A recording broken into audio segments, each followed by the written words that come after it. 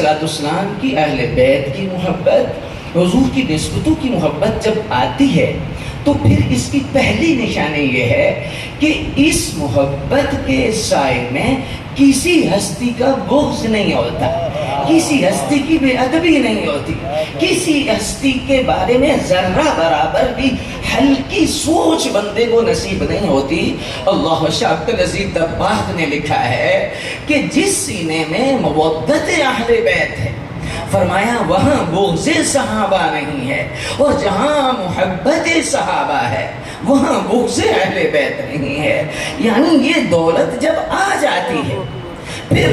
अल्लाह तबारक व तआला, चूँकि ये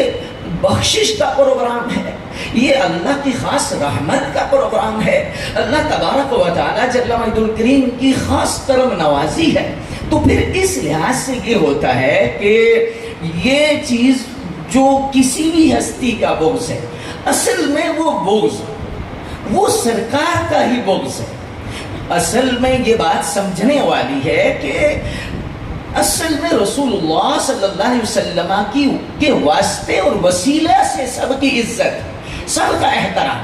सहाबा का अदब है तो वो रसूल सल्लल्लाहु अलैहि वसल्लम के सहाबा होने की वजह से, अहले बैत का अदब है तो वो रसूलुल्लाह सल्लल्लाहु अलैहि वसल्लम की आल और अहले बैत